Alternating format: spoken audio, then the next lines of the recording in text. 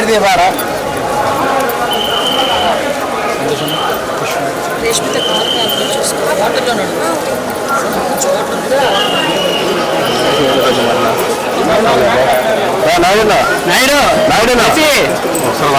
Photo తీసుకో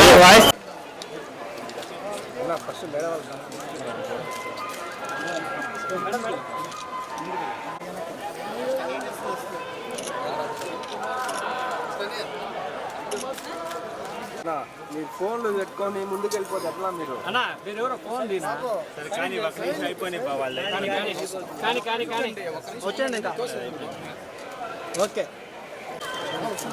వరే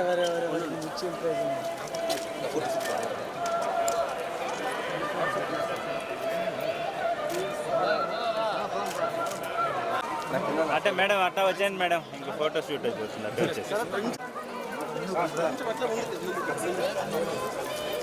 పక్కకు వచ్చేయండి బాబు మేడం రాని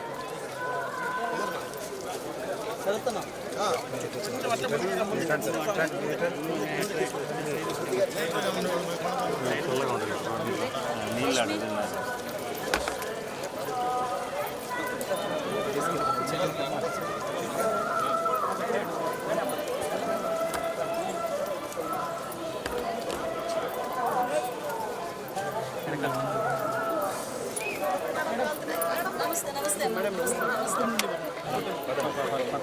అయిపోయింది క్రాస్ చేశాను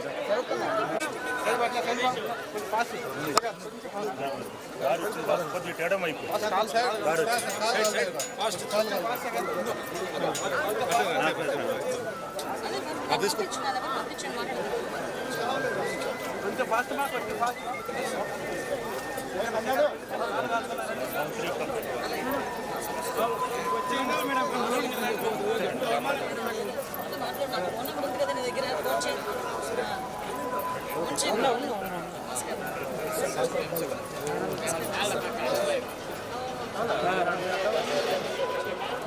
నన్ను అడ్డం వస్తాను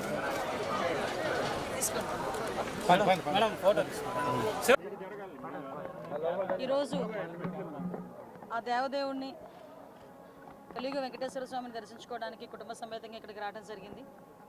ఈరోజు ఆంధ్రప్రదేశ్ రాష్ట్రంలో నిజంగా ప్రజలందరూ కూడా ఊపిరి పీల్చుకునే పరిస్థితి సమయం ఆ దేవదేవుడు ఇచ్చినందుకు కృతజ్ఞతగా ఈరోజు ఇక్కడికి వచ్చి దర్శనం చేసుకోవడం జరిగింది.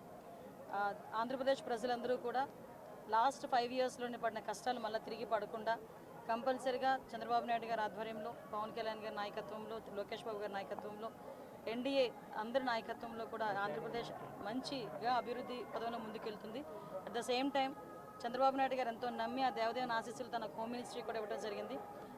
నా మీద పెట్టిన గురుతర బాధ్యతని ఎట్టి పరిస్థితుల్లోని ఎక్కడ ఒక నిర్లక్ష్యం లేకుండా నిర్వహిస్తానని మనస్ఫూర్తిగా తెలియజేసుకుంటున్నా. మీ అందరికీ తెలుసు ఎంత స్పీడ్గా ఉందో మన హోమ్ డిపార్ట్మెంట్ కూడా.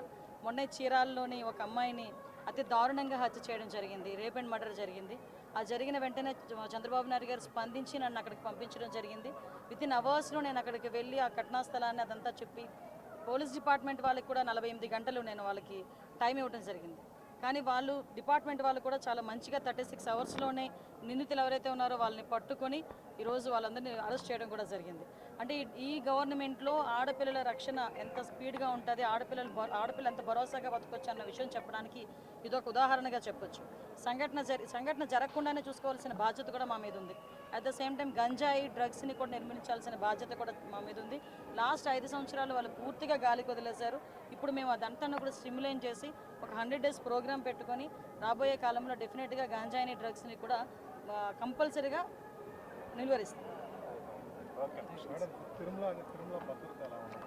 తిరుమల అంటే మీకు అందరికీ తెలిసిందే, 5 సంవత్సరాలు భక్తులు కూడా ఎంత ఇబ్బంది పడ్డారో. నేను ఇక్కడికి వచ్చిన తర్వాత భక్తులందరూ కూడా మమ్మల్ని వచ్చి అమ్మ మంచి గవర్నమెంట్ వచ్చింది, మీరైనా తిరుమలను బాగు చేయండి, ఇప్పుడు మీరు బాగు చేస్తారు నమ్మకం ఉందని చెప్తూ ఉంటే ఈ 5 సంవత్సరాలు ఎంత దారుణంగా ఈ తిరుమల తయారైందో మనందరికీ కూడా తెలుసు.